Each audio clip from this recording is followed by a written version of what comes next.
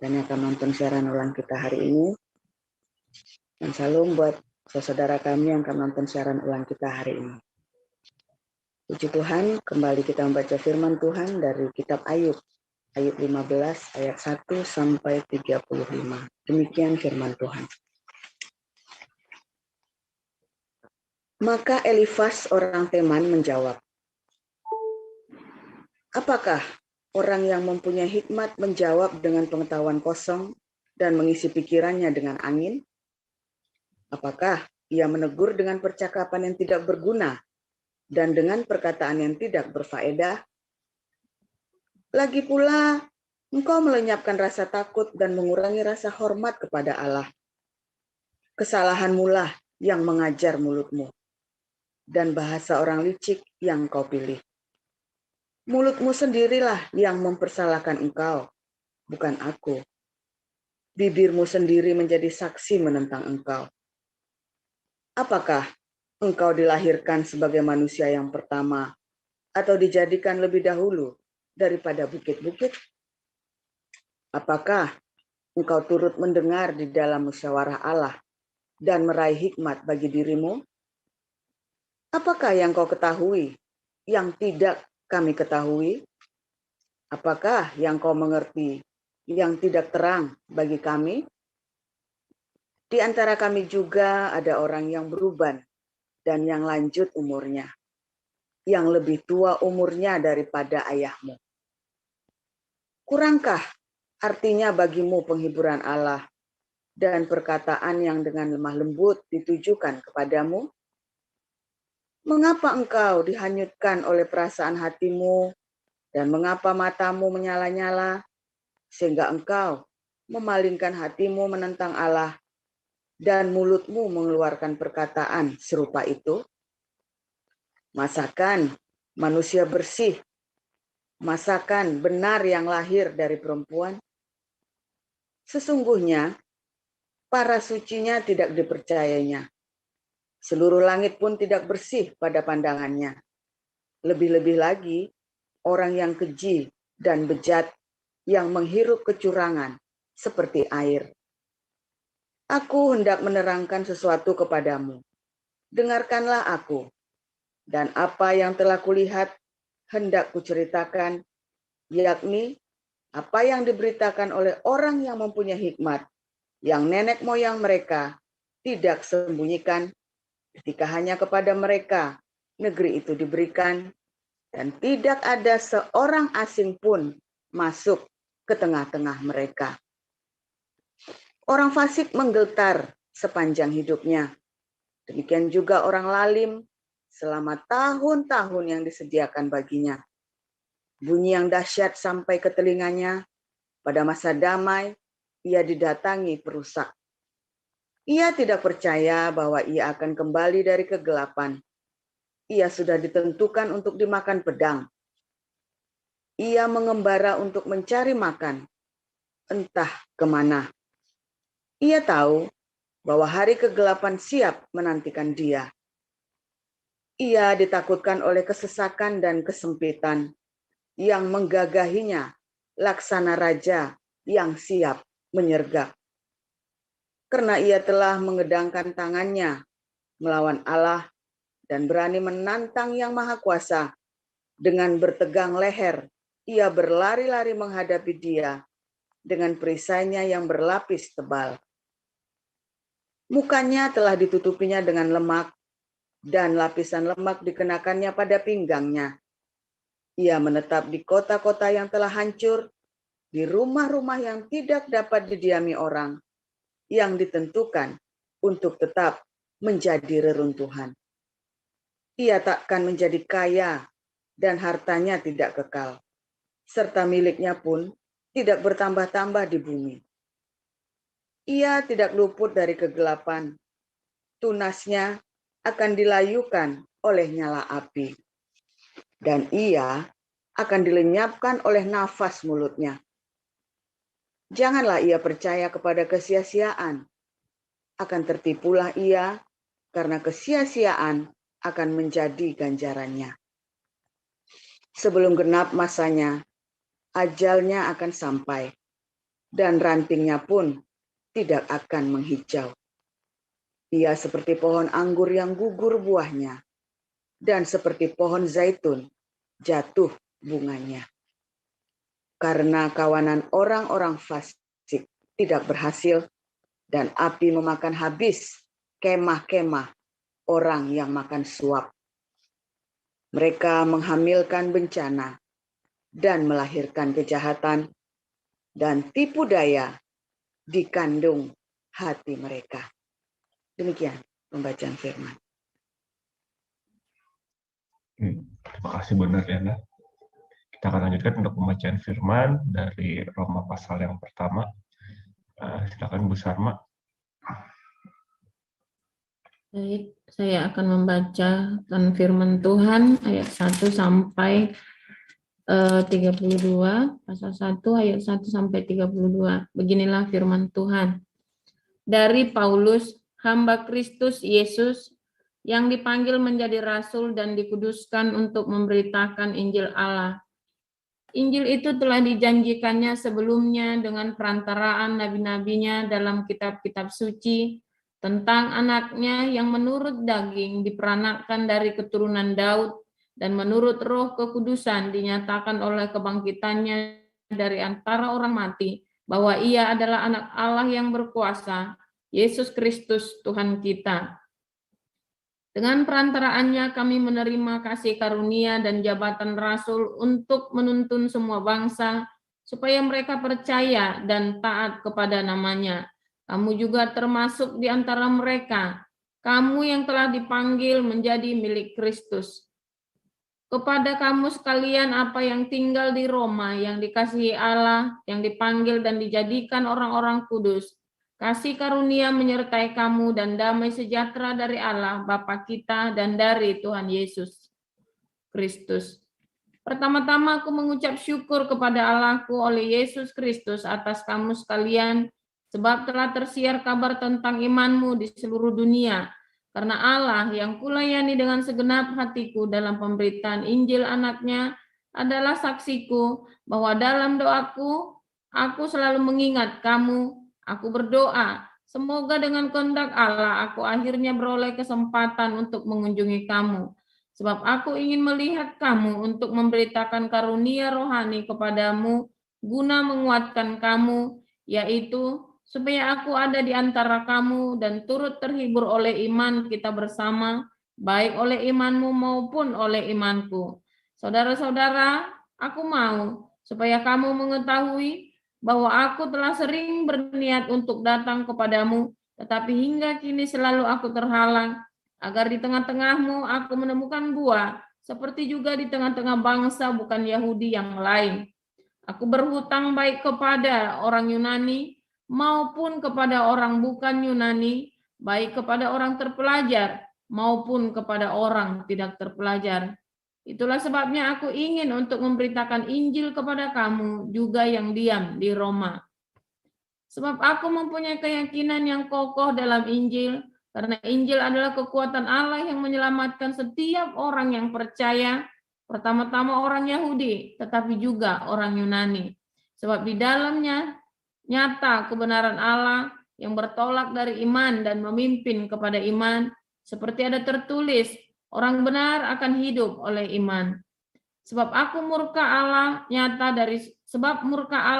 dari sorga atas segala kefasikan dan kelaliman manusia yang menindas kebenaran dengan kelaliman, karena apa yang dapat mereka ketahui tentang Allah nyata bagi mereka, sebab Allah telah menyatakannya kepada mereka. Sebab apa yang tidak nampak daripadanya, yaitu kekuatannya yang kekal dan keilahiannya, dapat nampak kepada pikiran dari karyanya sejak dunia diciptakan, sehingga mereka tidak dapat berdalih. Sebab sekalipun mereka mengenal Allah, mereka tidak memuliakan Dia sebagai Allah atau mengucap syukur kepadanya. Sebaliknya pikiran mereka menjadi sia-sia dan hati mereka yang bodoh menjadi gelap. Mereka berbuat seolah-olah mereka penuh hikmat, tetapi mereka telah menjadi bodoh. Mereka menggantikan kemuliaan Allah yang tidak fana dengan gambaran yang mirip dengan manusia yang fana, burung-burung, binatang-binatang yang berkaki empat atau binatang-binatang yang menjalar. Karena itu Allah menyerahkan mereka kepada keinginan hati mereka akan kecemaran, sehingga mereka saling mencemarkan tubuh mereka. Sebab mereka menggantikan kebenaran Allah dengan dusta, dan memuja dan menyembah makhluk dengan melupakan penciptanya yang harus dipuji selama-lamanya. Amin. Karena itu Allah menyerahkan mereka kepada hawa nafsu yang memalukan, sebab istri-istri mereka menggantikan persetubuhan yang wajar dengan yang tak wajar. Demikian juga suami-suami meninggalkan persetubuhan yang wajar dengan istri mereka dan menyala-nyala dalam birahi mereka seorang terhadap yang lain, sehingga mereka melakukan kemesuman laki-laki dengan laki-laki. Dan karena itu mereka menerima dalam diri mereka balasan yang setimpal untuk kesesatan mereka. Dan karena mereka tidak merasa perlu untuk mengakui Allah, maka Allah menyerahkan mereka kepada pikiran-pikiran yang terkutuk, sehingga mereka melakukan apa yang tidak pantas. Penuh dengan rupa-rupa kelaliman, kejahatan, keserakahan, dan kebusukan, penuh dengan dengki, pembunuhan, perselisihan, tipu muslihat, dan kefasikan. Mereka adalah pengumpat, pemfitnah, pembenci Allah, kurang ajar, congkak, sombong, pandai dalam kejahatan, tidak taat kepada orang tua, tidak berakal, tidak setia, tidak penyayang, tidak mengenal belas kasihan.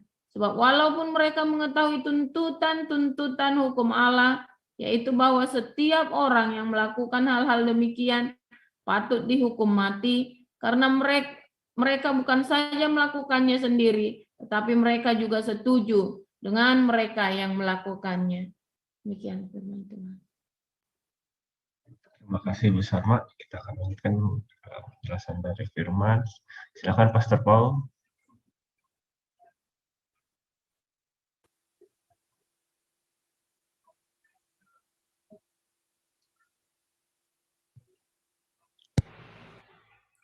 Ya, haleluya. Firman Tuhan selalu baru setiap hari. Bagi orang-orang yang hidupnya tidak dengan retorika, mereka terus dalam kasih yang nyata. Ya, luar biasa firman Tuhan. Hari ini kita sudah sampai di belajar retorika Elifas. Kemarin kita belajar retorika Sofar, retorika Bildad, retorika Sofar. Retorika Bildad itu tentang normatif, yang seharusnya begini, seharusnya begitu, ya kan? Padahal dia sendiri nggak yakin juga, ya kan? Dia sendiri belum tentu. Dan retorika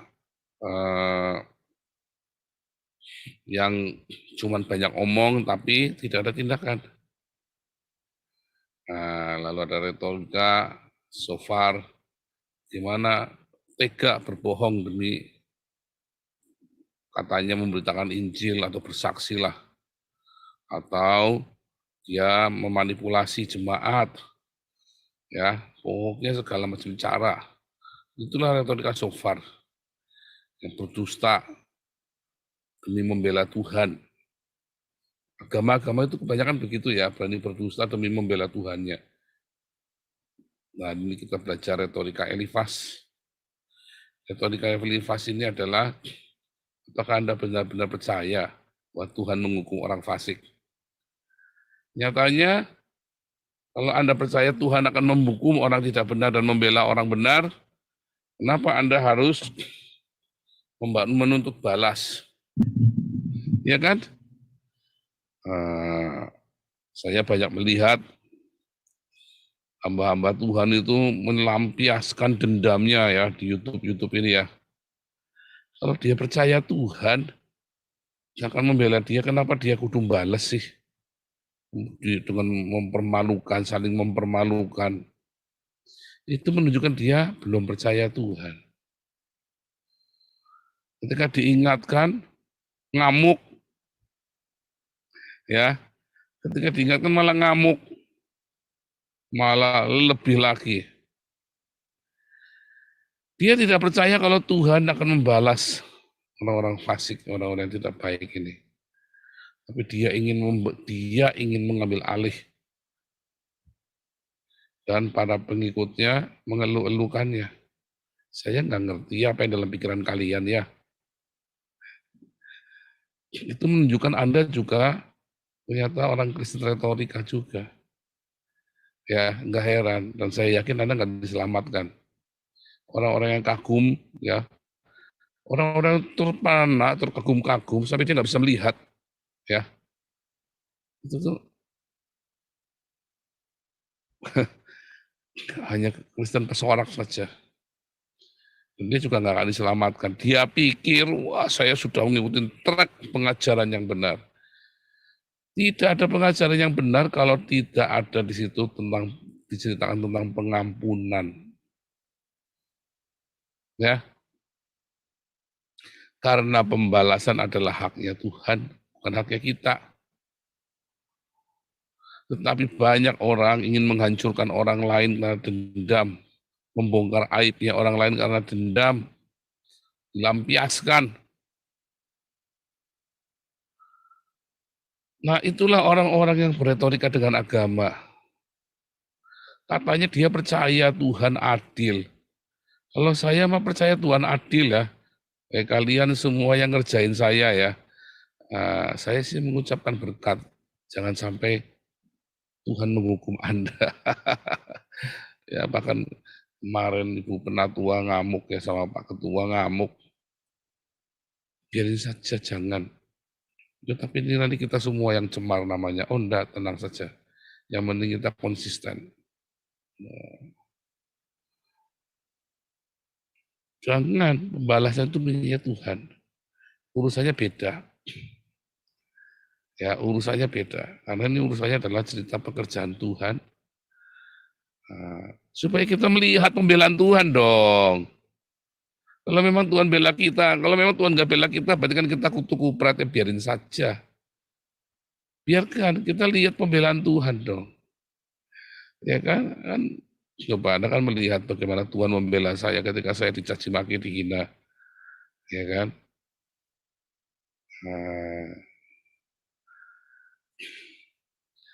Saya serang, bukan menyerang orang itu. Ya kan? Tapi justru demi kebaikan. Akhirnya berantakan semua kan urusannya mereka kan, seperti yang saya ngomong. Dan saya tetap dicaci maki. Ketika orang terus bertanya, memfitnah duitnya saya yang make, nggak taunya bertengkar sendiri. Itu kan di depan mata Anda, pembelaan Tuhan itu. Saya selalu ingatkan Anda supaya Anda lihat dengan mata kepala sendiri. Dan jangan takut ketika mulut Anda beretorika, Tuhan yang adil. Tuhan ya yang akan membela. Wah, saya sering dengar omongan begitu ya. Tuhan akan membalas kamu ya. Karena kamu lagi jadi kutu kupret, kamu lagi jadi petunjang. Coba kalau kamu punya kekuatan buat membalas, kamu yang balas kan. Itu kan retorika kan. Bahwa Allah menghukum orang fasik. Tapi karena Anda lagi kutu kupret, lagi jadi pecundang. Coba begitu Anda punya power dikit aja. Lawan nggak? Lawan lah. Itu kan kepala saya kalau nggak lawan. Saya juga begitu ya. Tapi sekarang udah enggak. Dulu saya begitu. Sama, saya tahu perasaannya. Itulah orang-orang pecundang. Tapi sebenarnya itulah orang-orang yang berretorika di dalam imannya dia. Iman yang retorika bukan iman yang sejati yang Paulus ngomong tadi. Kalau orang yang punya imannya sejati itu tenang-tenang saja. Cuman cukup ngomong hati-hati loh, nanti dengan marah nanti kamu kita lepaskan pengampunan. Ya.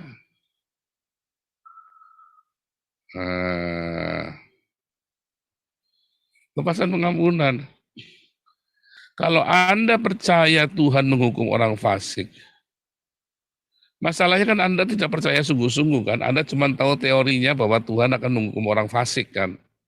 Lalu ada orang berbuat kefasikan, ada orang yang menyakiti Anda, ada melongo-melongo, dan Tuhan nggak balas-balas. Setahun, katanya mau dibalas Tuhan. 2 tahun, itu katanya Pak Paul kemarin ada yang mau mengajukan Pak Paul malah mati Tuhan. Boy itu kasih mati Tuhan.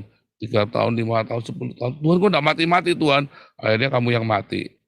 Kenapa? Karena kepahitan, kena cancer kan akhirnya makan hati. batu empedu. Waduh, Tuhan, kenapa Tuhan tidak membalaskan sakit hatiku, Tuhan? Emang Tuhan itu kayak dewa-dewa di Mahabharata. Ya, yang Anda kalau apa-apa tinggal lepasan kutub, gludek. Ya, kalau atau bunga-bunga perturunan, kalau Anda mau lepasan kutub, tiba-tiba gempa bumi. Emang begitu Tuhan Yesus itu? Enak aja loh. Tuhan itu bukan, jangan samakan, kalau Anda punya anjing, Anda lempar tulang, ambil tuh tulangnya. Wah, duduk, bangun, berguling. Nanti kalau anjingnya pinter, kasih perpuluhan, kasih kolektor, ya kan? Balik ya, kita ini proskuneo kepada Tuhan, bukan Tuhan suruh proskuneo kepada kita. Tapi kan kita memperlakukan Tuhan malah seperti dogi kan? Kita menuntut agar Tuhan membalaskan sakit hati kita kan? Ada nggak yang doa begitu? Terus gak dikabul-kabulkan, akhirnya Anda suatu ketika punya orang, ada yang balas sendiri, kesuwen nungguin Tuhan. Banyak. Dan saya yakin Anda belum lahir baru. Serius, Anda belum lahir baru kalau begitu. Makanya, Anda tiap hari ikut embun pagi diajari ya, hati-hati dengan iman retorika. Ya, Anda belum lahir baru, Anda nggak selamat. Anda nggak selamat. Imanmu penuh dengan retorika kok. Ya, kalau Anda percaya Tuhan yang membalas, Anda tidak akan turun tangan untuk membalas. Dia benar Tuhan. Tugas Anda lepaskan pengampunan dan berkat. Kalau dia nggak bertobat ya nanti ya urusan dengan Tuhan. Anda tutup mata saja. Selama Anda lurus, lempeng, jaga hatimu semuanya. Ya Tuhan izinkan dia tetap menjadi cemeti, ya kan? Bukan menjadi cemeti, tapi menjadi utusan iblis yang menggocok Anda, ya untuk menyalibkan daging Anda. Jangan marah, biarin saja. Aduh, berterima kasih sama Tuhan. Anda tidak mungkin menyalibkan diri sendiri kan? Harus orang lain yang menyalibkan Anda kan? Saya ingat Angelina Sondak bilang, saya bukan Yesus yang disalib untuk banyak orang. Itulah makanya dia murtad. Makanya dia jadi orang Islam. Karena dia tidak sanggup mengikuti teladan Yesus untuk disalib. Iya kan? Makanya dia nggak punya jatah keselamatan. Orang yang punya jatah keselamatan itu sudah siap disalib demi banyak orang.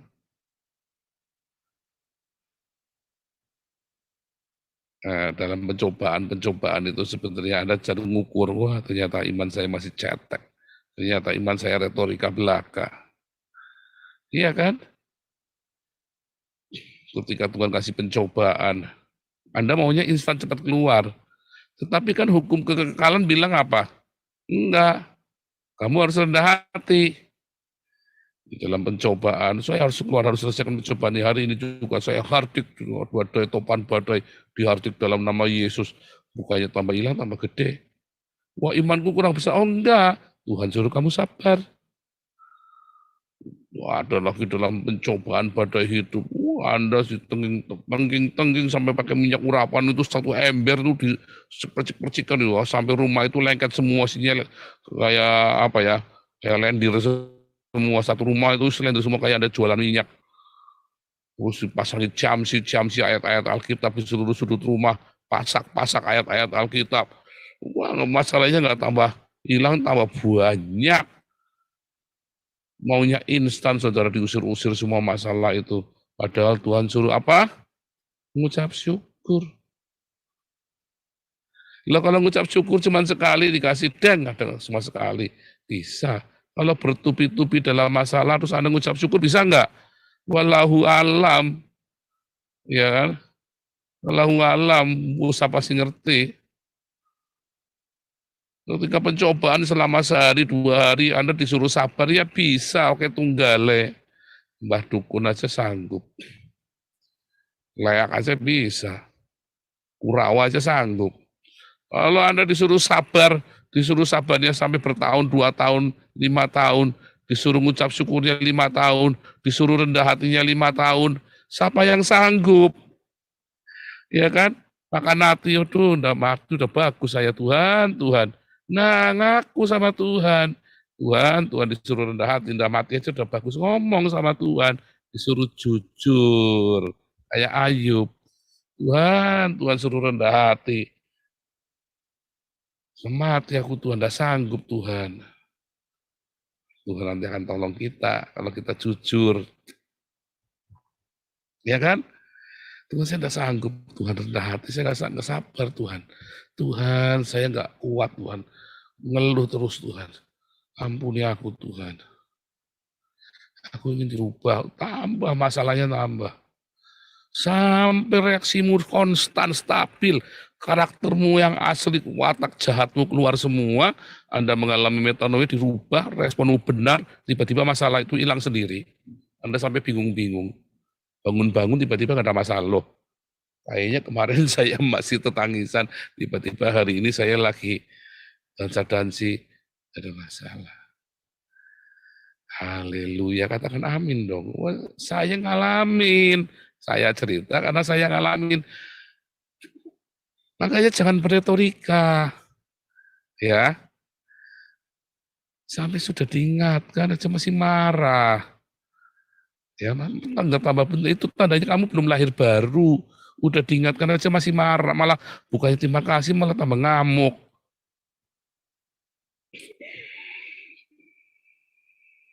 Ya. Nah, luar biasa kan? Simpel kan? Ya, jangan berretorika. Kalau Anda percaya Tuhan membalas orang fasik, stop. Utang nggak dibayar-bayar. Nggak usah terus Anda ungkit-ungkit semuanya dikeluarkan. Wah saya ya, kalau saya ada utang sama orang, ya terus orang itu gerilya kemana-mana, ngasih tahu rahasia saya ke orang-orang, wah sumpah mati nggak tak bayar saudara. Serius. Udah lunas. Bagus nggak tak bunuh kamu. Loh dulu saya begitu, bagus nggak tak bunuh kamu. Kamu, saya punya utang 500 juta, kamu ngeluarkan saya kemana-mana, rahasia saya diluarkan semua, nggak tak bayar kamu. Nggak tak bunuh saja sudah bagus kamu. Mau nanti Tuhan balas, tidak akan balas, karena kamu sudah terima bayarannya kamu. Nggak akan balas Tuhan, percaya saya. Anda tahu hukumnya nggak itu? Anda belajar sama saya. Kalau Anda mau nagih hutang orang, Anda nggak boleh jelek-jelekin dia. Sebab kalau sampai dia nggak bayar, ya, dia punya urusan sama Tuhan, Tuhan akan gantikan Anda ikhlaskan. Anda ikhlaskan hutang itu, ya, ngomong, aku butuh uang ini, tapi kalau kamu tidak mau bayar, enggak apa-apa. Aku serahkan sama Tuhan. Nanti Tuhan yang benar-benar akan ganti Anda berlipat kali ganda. Tetapi ketika Anda punya hutang, terus Anda melakukan perlawanan kepada orang ini, Anda sampai jelek-jelekan, bahkan bikin supaya dia jatuh. Akhirnya kan dia nggak bisa bayar hutang kan? Karena akhirnya nama dia buruk, apa yang mau dibayar gimana caranya? Sudah, Anda kan sudah dapat bayarannya, nama dia sudah rusak. Ya kan? Lalu Anda serahkan sama Tuhan. Terus Tuhan bilang apa? Kan kamu sudah nagih. Yang mana? Itu kan bayarannya nama dia rusak kan? Nama yang rusak itu lebih mahal daripada 200 juta, saudara. Iya kan? Daripada 500 juta. Nah kalau saya ya dulu belum lahir baru, sudah bagus kamu nggak tak bunuh, nggak merusak nama saya. Iya saya udah kalau sudah orang sudah mata gelap, ya lewat, iya kan? Bagus kamu nggak tak bayar, oh nggak tak bayar saudara, nggak tak bayar, udah rusak kok kamu udah rusak nama saya kok. Kamu tidak punya etikat baik untuk tetap menjaga persahabatan kok. Nah enggak, jangan ya, tetap jaga hubungan baik. Sekalipun orang itu dulu minta utang, waktu mau utang sama kamu tuh ngemis-ngemis, terus tiba-tiba dia nipu kamu ya, jangan pernah buruk-burukan namanya. Cara nagih hutang itu begini, saudara. Ini saya dapat belajar dari teman saya sendiri. Karena saya pernah jadi, ya, kalau ada satu toko, Anda nagih ke toko itu, orang itu udah bisa bayar. Lihat, kenapa masalahnya? Oh, ternyata karena lagi sepi. Dan dia sendiri lagi ada kesulitan-kesulitan pembayaran. Satu, Anda bantu jualin barang dia. Tapi uangnya kembalikan ke dia, jangan dipegang Anda. Anda harus bisa dipercaya, jangan cara cekel. Kasih, bantu dia jualin barang-barangnya, bantuin keluarin barangnya, karena barangnya stuck semua. Putarannya dia kan udah gak nyandak, karena sudah berapa periode sepi. Berarti dia udah kalah putaran berapa banyak. Anda carikan supplier baru, supaya dia punya barang. Karena supplier, dia punya 10 supplier, nggak bakal kasih barang lagi. Setelah Anda jualin barangnya habis, dia punya uang. Dia punya utang sama 10 supplier, sementara uangnya cuma punya 1 putaran. Dia cuma bisa bayar 2 supplier. Berarti yang 8 supplier siapa yang bayar? Anda kan tetap nggak kebayar kan? Makanya Anda bantu carikan supplier baru buat dia, bantu buangin barangnya dia. Kalau dia orang benar, ya, setelah jalan Anda akan dibayar dulu, diprioritaskan. Ya kan? Dia juga jalan, dia bisa bayar orang lain, dia bisa muter lagi jalannya. Jeblosin dia, enggak, makanya lihat karakternya orang ini bagaimana, niat mau bayar utang apa niat mau ngemplang. Kalau niat mau ngemplang, oh saya tak datengin, kamu bayar apa enggak? Oh saya tanya begitu ya, kamu bayar apa enggak? Bilang, iya, enggak, karena saya nggak mau berantem, saya sudah bertobat. Sudah ada uang, kita sama-sama bangkrut. Kamu ada uang, kamu bayar aku ya, janji ya. Iya, nggak dibayar sampai sekarang. Tapi nggak apa-apa, saya tetap jaga hubungan sama dia. Ya kan? Tetap baik. Gitu ya. Kok bisa gitu, dagang gitu bangkrut? Oh enggak. Kalau kamu tahu prinsip itu, kamu nggak akan bangkrut. Ya, saya sudah banyak ketemu dengan orang-orang yang begitu, saudara. Nggak akan bangkrut, tambah diberkati. Tambah diberkati. Makanya sebelum terjadi begitu, sebelum ngutangin, Anda hati-hati. Benar-benar jangan kalap. Kalau ngutangin orang itu jangan kalap. Hati-hati. Ya, belum tentu orang dipercaya tambah gede, tambah benar. Belum tentu. Selalu Anda punya spare. Kalau dia nakal bagaimana? Kalau mungkin dia nggak nakal, tapi kalau dia ditipu orang, dianya ditipu orang, terus dia kantem Anda bagaimana? Anda mesti pikir. Tetapi terakhir, apabila semua sudah hitung benar-benar tetap kena, Anda tetap jangan hancurkan dia. Anda percaya Tuhan yang akan balas. Kalau memang dia orang jahat, niat mau jahatin Anda. Anda samperin orang ini, tetap ngomong dengan baik, ya. Kadang-kadang ya saya ngelihat ya, orang kelenteng bisa kayak gitu ya. Ini katanya pendeta terkenal nggak bisa kayak gitu ya. Orang kelenteng bisa kayak gitu, saudara. Saya ketemu ya, ini orang kelenteng baik banget. Om, kenapa baik sih Om? Siapa sih yang pengen susah? Nah, dia bilang begitu. Kamu bisa hidup aja Om sudah senang. Jangan Om tambah nyusahin kamu. Coba, orang kelenteng aja bisa begitu. Orang yang tidak mengenal Tuhan Yesus. Dari mana cintanya? Dari pengalaman dia. Dia sendiri pernah dikasihani orang, pernah diberi belas kasihan oleh orang lain. Orang-orang yang pernah mendapat belas kasihan itu biasanya dia akan pay it forward. Dia akan berikan belas kasihan itu kepada orang lain. Tapi masalahnya kan Anda nggak percaya kan kalau Tuhan akan menghukum orang fasik dan membela orang benar kan. Itulah masalahnya. Karena Anda beretorika hidupnya. Hidup Anda penuh dengan retorika sih imannya. Coba deh mulai sekarang. Kalau Anda percaya orang sakiti hatimu, Anda beresin, mau nggak beresin baik-baik. Kalau enggak, Anda jangan hancurkan dia. Itu urusannya dia dengan Tuhan. Sebab nanti Anda nagih sama Tuhan kan. Tuhan, aku sakit. Tuhan, aku terluka. Iya nak, aku tahu. Dia jahat memang. Tapi dia memang lagi ada masalah denganku.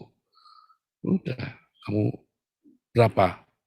10 miliar Tuhan. Sahabatku aja mau digade. Ya istriku sampai bolong-bolong. Ya biar kalau nggak bolong-bolong repot.